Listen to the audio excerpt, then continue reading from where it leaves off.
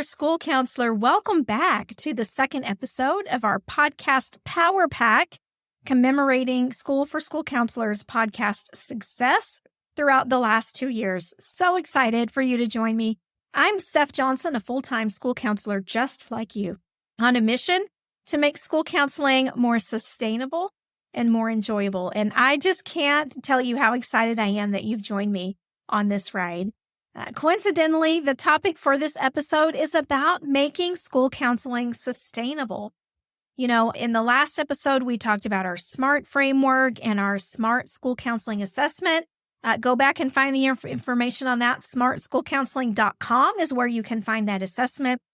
But we constantly in our world are talking about how do we make information more accessible, more meaningful? How do we make school counselors experts in their craft? How do we join in real life with real world school counselors and real problems? And so everything that we put out in the world is designed with that end in mind. So we talk about sustainable school counseling a lot. It reminds me of when I was a kid, I used to watch a bunch of Looney Tunes cartoons. I don't know how many of you were old enough to remember Looney Tunes cartoons, but there were several where the Roadrunner would be running away from Wile E. Coyote. He'd be chasing. And inevitably, they would come to the edge of a cliff, and the Roadrunner would run right off the cliff and get wherever he needed to go. But the coyote would take a few steps out into thin air, look down, and all of a sudden realize there was no ground underneath his feet. And you could see him scrambling, trying to run his way up the air, right, to save himself from falling to the ground below. And I think often as school counselors, that's how we feel. Sometimes we feel like the earth just moves out from underneath us, and we've been given all these expectations, all of these initiatives that we're supposed to be meeting, all these responsibilities to meet. But then there's no foundation underneath us, and we feel like we're falling and falling and falling. So we want to help school counselors with that. We want to give you a little bit of an extra boost. We want to give you some encouragement and motivation to get through this crazy job, because it's an incredible thing in and of itself that you're here doing this. If you think about it, it's really pretty phenomenal that you said, hey, I want to raise my hand. I want to do that job. I want to see and hear the worst that my students have to offer. I want the emotional burden to carry some of that information in my mind and in my heart because I can't share it with anybody else on my campus. I want to be in the middle of some situations that feel unsolvable. Yeah, I'll do that. Sign me up for that, because I love students so much. I want to support kids so much that I'm willing to do that. That's pretty incredible when you think about it, isn't it? And I think it's a testament to your character. I think it is a testament to your morals and your values that you still feel like that's an important thing in this world. And I 1000% agree with you. So if you're continuing to show up, if you're continuing to give and learn and grow and provide care and empathy and support and understanding to students, I think we should be working as an industry to help your work feel more sustainable. In an era where school counselors are being second-guessed, we're being misutilized, or we're just plain misunderstood. How do we find that secret sauce to keep us going? How do we maintain our motivation and our desire to walk through those doors every morning and greet students like it's the first day? How do we do that? I think there are some secrets to sustainable school counseling, and I want to share them with you in this podcast episode. I want to get the wheels turning in your mind so that when you're having those rough patches, or perhaps preemptively, right, to be able to really set yourself up for success, let's think about these aspects of sustainable school counseling. First, and this is a little cliche, it almost feels cringeworthy, but I think it's an important conversation to have. So I'm just going to offer it out there and do with it what you will. But this is a conversation we also had in our mastermind earlier today before I recorded this episode about knowing your why. And again, this is so cliche, it gets twisted in so many ways. I don't mean sit down and write mission statements and vision statements and all of those kinds of things. I don't think those are exceptionally helpful to you in your work. But I do think it is helpful to have a clear philosophy of why you do this work. I think so often in our work, we're told it's for the kids, just do it for the kids. Or we feel like people are leaning on us to do things out of the goodness of our hearts. And sometimes we want to do those things. Sometimes we understand and we get it, and that's what we want to do. But sometimes we don't. And we don't want to be goaded into this idea of, well, just overwhelm yourself, just do too much, check every box, dot every I, and cross every T we give you because it's for the good of the kids. We know that's not healthy, right? We need good boundaries. We need good distinctions between us as a human being and us as a school counselor, our work life versus our home life, all of those different things. But in the middle of that, we need to not lose sight of our why. Why are we in school counseling? What brought us here? What is the purpose? And that helps us maintain that clarity and that clear direction. I have worked with probably now 500 aspiring school counselors in preparing for job interviews and getting ready to get hired on a school campus. And every single time that I meet with one of these folks, I ask them, what brought you to school counseling? And 9 times out of 10, it's a story that will just inspire you forever, or it will absolutely break your heart. But almost every single person that I've worked with has a reason. There is something that drove their decision to get into school counseling. I don't think anybody just wakes up one day and says, I think I'll just become a school counselor. That seems easy. I'll do that. If they do, they don't last very long, do they? So you need to have that idea in your mind. It's going to help you get through the hard days. It's going to help you get through the days when kids come and tell you stories that you could have never imagined and that you wish you had never heard. It's going to help you march through situations when you desperately wish you had someone on campus that you could go consult with or just unload on for a minute and nobody's available. It's going to help you get your muster and your courage up to walk back through the door on a day that follows a day that everything just went wrong. You need to have a clear picture of your why. What brought you into school counseling? What do you derive personally from your school counseling pursuits? And keep that in the forefront of your mind because it really does serve to carry you through some really difficult times. Sit for a minute and think about your why. Secondly, and this is going to feel really counterintuitive to a lot of you, but to make school counseling sustainable, sometimes we have to go the extra mile in capturing our program data. That sounds weird. You're like, Steph, you just told me we want to make school counseling more sustainable, yet here you are telling me to do more work in an already overloaded schedule. Well, let me tell you why I'm saying that, because I think the reason will surprise you. School counseling data, for better or for worse, has become a really hot topic in our industry lately.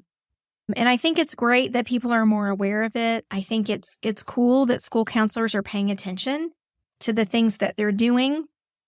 But I think the reasons behind it are being manipulated somewhat.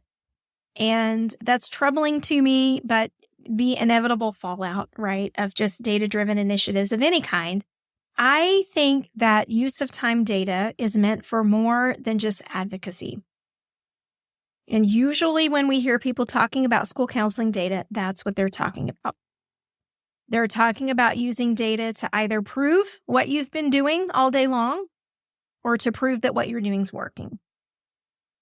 And I do think those are two important pieces to the puzzle, but I don't think they're the whole story.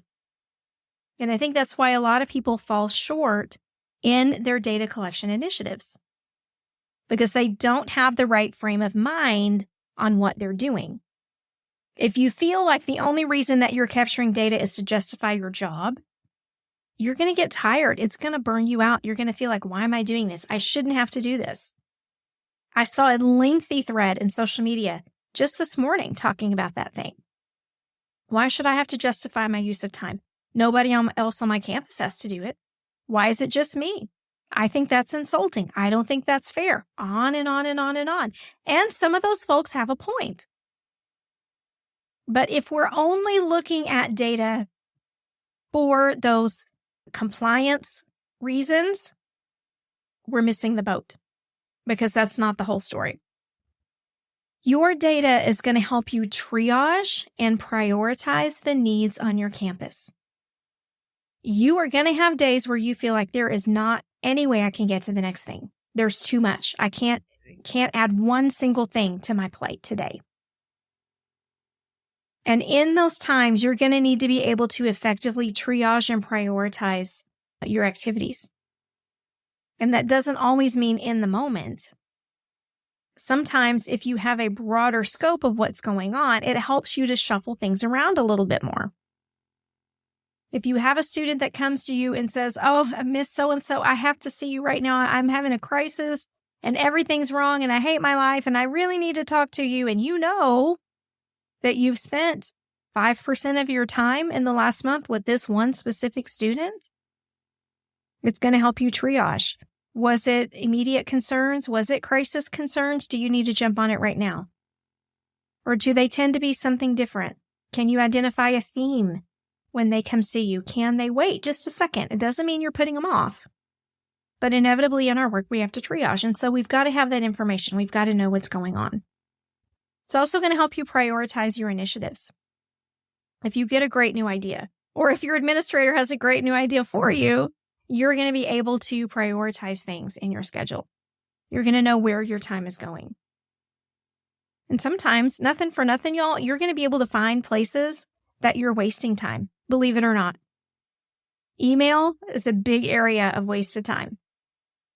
I do think you need some downtime to sit and just process. And I think that all school counselors should be scheduling white space in their day. It's a whole other conversation. But if you're looking for pockets of time, your use of time data is going to help you do that. Working with use of time data is going to help you conceptualize your role on your campus a little bit better. It's going to give you a better understanding of the expectations for you. Particularly if you're just getting started on a campus and you're tracking what you're doing out of the expected roles that have been given to you, it's going to just be able to give you a fuller, more rich picture of what the true expectation on that campus is for the school counselor. It's going to help you triage needs.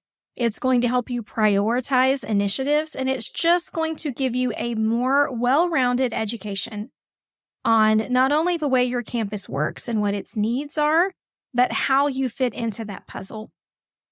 So I really want to encourage you, if you're not capturing use of time now, consider it. Because I think it could be super valuable to you. And it may come into play later on as part of justifying your role.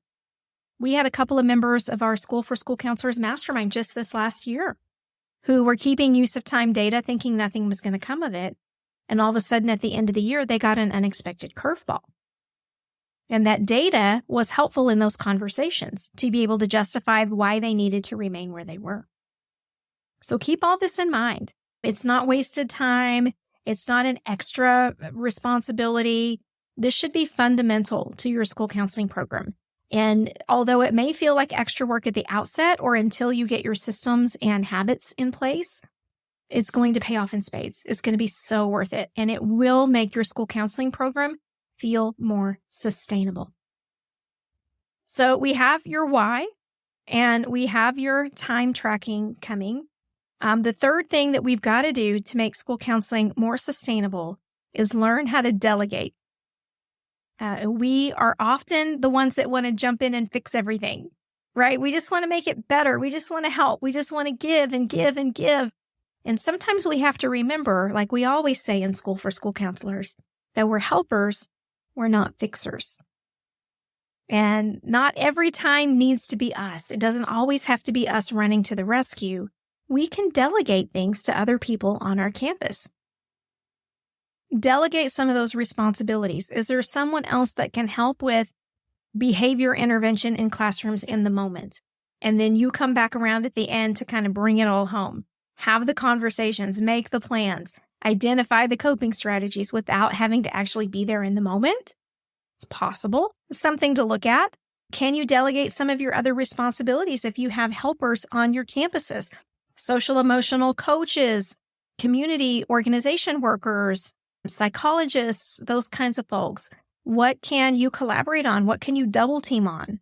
What can they take off of your plate? It's interesting to think about because sometimes there's more there than you would initially suspect. So think about delegating those things and think about how when you don't delegate responsibilities, it kind of serves to undermine your role in a way. Because if you're constantly running to the rescue and you're always available, what are people going to assume about you? They're going to assume that you need something to do. And that is not the impression that we want to give the folks that we work with every day. Certainly not the impression that we want to give our administrators. And so we've got to be careful. Even if that impression is not accurate, even if you had to drop 100 things to go running to the rescue, if you don't have to, you just might be mindful of the times and places in which you're intervening. Again, I'm not telling you to halfway do your job. I'm not telling you to shirk your responsibilities, but I am saying be mindful of how you intervene and in what contexts so that you can just kind of be a little bit healthier in your response, right? Because again, if we're the go-to for everybody all the time, it's going to burn us out eventually. That's a heavy load to carry. Next, I would say look at your systems. Are your systems manageable and are they sustainable? This past summer in our Best Year Ever free event, we talked through the concept of a jump file, having everything at your fingertips so you can just grab and go when things are needed. That's an exceptionally helpful collection of items to have in your office so that you don't have a student in crisis and you're trying to find the protocol, or you need a parent signature, but you got to pull the paper up real quick on your computer or whatever it is. Have those things ready to go. We have a formalized list of those for you. And then what other systems do you have going on your campus? Is your time capture system efficient? Is it working for your needs? There's lots of different ways you can set those up. So is the way that you're doing it working for you? If not, change it. Make it sustainable. These are the things we talk about in consultation in our School for School Counselors Mastermind all of the time. Helping people reframe, re-identify their priorities. How do they set them up? How do they sustain them? How can we help them do that? It's a large part of the work we do over there. Do you have the right templates? Do you have the right checklists? Do you have all the right materials in place? Are your referral systems appropriate for the way your campus operates? Despite what social media would have you believe, there's no one right answer to that question. How do you tweak it and refine it? You've got to find your sustainable systems. Often identifying those systems comes through consultation because you're going to need to hear what other people are doing and kind of fit those pieces together to figure out how you want to do it. So we've talked about having your clear philosophy and knowing your why. We've talked about keeping track of your time. We've talked about delegating some of your responsibilities. We've talked about looking at your systems to be sure they're manageable and they're sustainable. Fifth, I would say we need to build relationships and understanding among our staff. This one I think is overlooked a lot. I think on the surface, we think, that makes sense. I should have good relationships with the people I work with. But really, how often do we implement it? Because the school counselors that I've talked to are typically focused on their interventions with students. And the adults around them are kind of a second thought, right? Or they just assume they're building these connections with teachers because they're saying, hi, good morning, how are you? But they're not investing the time to intentionally get to know these folks. And that's a big hurdle for us.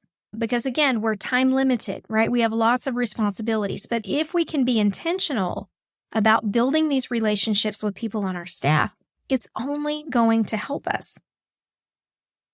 It helps you build bridges. It helps you find your allies on campus who are going to support you and who are going to be your voice for you when you're not around. It's going to help you make new allies as well. And it's going to serve as a reflection of you and the way you work. People assume that the way you are one-to-one is also the way you do your job.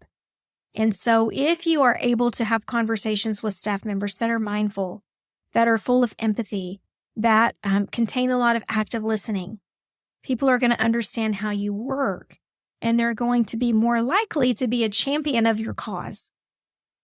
Not to mention just maybe becoming some really good friends on campus, right? And making you feel like you're not quite so by yourself.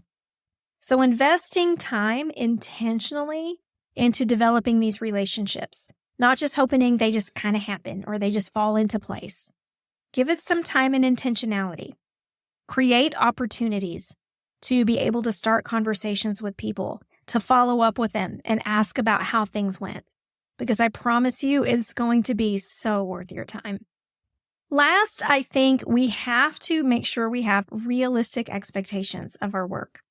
And I talked about this in our previous episode when we were talking about the SMART school counseling framework. So I'm not going to belabor it a ton, but I do want to just remind you that the framework and the ideals that you've been given by your national organization or perhaps your state organization, they're aspirational, right? They're the perfect world situation. And while it would be great to get there, I would love for each and every one of you to be there. That's not often reality for the majority of school counselors. So you need to be careful and you need to filter information through some sort of a sieve in your mind about what's realistic and what's not. And remember that the shortfalls of your program aren't necessarily your personal shortcomings. I think that's an important distinction to keep in mind. And far too many school counselors are burning out because they feel frustrated about not being able to attain this ideal. Or they feel angry because they're not given the resources or the time or the autonomy to meet the ideal. And they know they can do it. They've been trained in it and they know how awesome it's going to be for that school campus once they get there, but they just can't quite make it. And so from A to Z, somewhere in the middle, they give up. They throw their hands up and they say, this isn't worth it. It's never going to be what it's supposed to be. And I give up. And think about all of the students that we're letting down when we do that. It's something to consider for sure. All right. So making school counseling sustainable. I think if we listen to all of the influencers, school counselors online, if we are just looking at these aspirational goals, we're going to burn out. We're going to feel like we're not enough. We're going to feel like we're never going to hit the mark. And that's not where I want you. I want you taking control of your school counseling career and your program to make it feel sustainable, to feel like you have your thumb on the things you need to be doing and that it's going to be okay. And we want to support you in getting there. Remember, we have our School for School Counselors Mastermind available. If you need some additional professional support and consultation, we got you. We hold weekly support and consultation chats, monthly master classes, monthly 15-minute challenges that are going to majorly move the needle for your program, as well as monthly data discussion cohorts where we start talking about school counseling data, not only use of time, but program-wide, initiative-related data. It's just a tremendous community with so much going on, and we would love for you to be a part of it. schoolforschoolcounselors.com/mastermind. All right, so I hope you enjoyed this perspective on making school counseling sustainable. It reminds me of that old Saturday Night Live skit. You're good enough, you're smart enough, and doggone it, people like you. I'm so glad you're here with me, and I look forward to being back soon with the third episode of our podcast Power Pack in celebration of the School for School Counselors podcast. So keep listening, and I'll be back very shortly.